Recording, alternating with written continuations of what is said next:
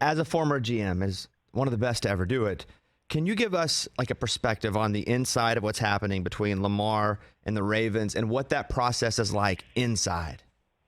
Yeah, Bobby, I do, only from the sense that, particularly when I was with the Patriots, we had a couple of players who ended up representing themselves. And I'll never forget, one of them ended up being Teddy Bruschi.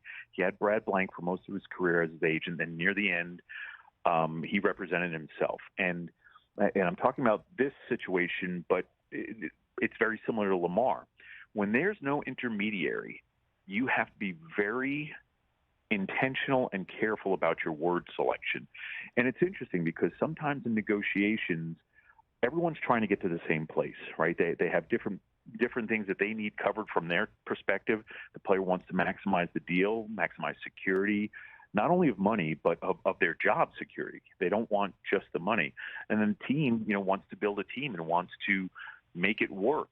And sometimes those negotiations, and Bob, you've been in negotiations, and they sometimes become competitive, especially when it's between dudes, right? Our testosterone gets going, and it becomes this competition thing. And when there's an intermediary as an agent, sometimes you can say things in frustration that you cannot say in the moment when you're dealing directly with the player. And I know there were times that, thankfully, Teddy and I had a close personal relationship too, so we were able to talk about things.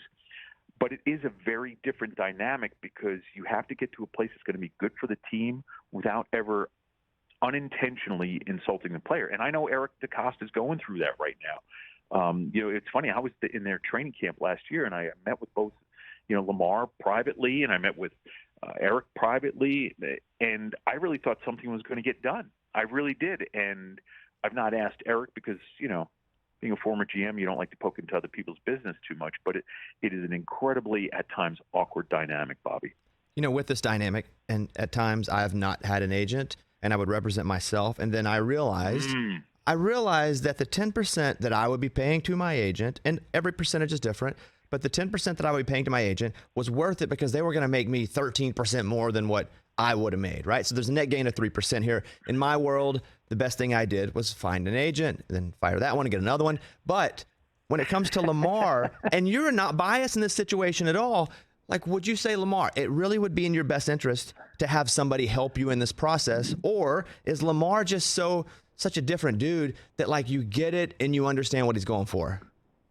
Well, I understand it. I do.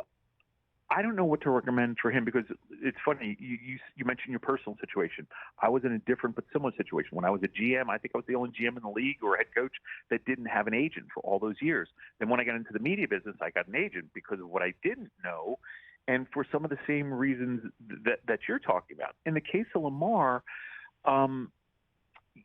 each one of us makes decisions like this to have an agent or not have an agent based on our own personal history and maybe some of the ghosts chasing us in life or the lack of trust in relationships. Maybe he hasn't found someone that could be an agent that he trusts enough. And again, I'm just speculating. There's a million reasons why.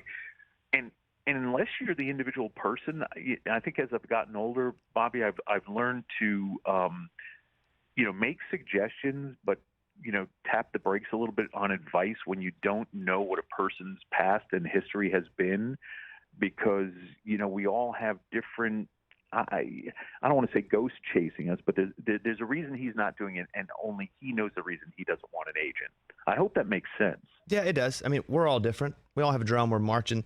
I mean, his march, though, is a little, like, I would just be like, dude, you can make so much more money if you just paid a little bit of money. But I'm not Lamar. Catch the Rich Eisen Show every single day on the Roku channel, 12 to 3 Eastern, for free.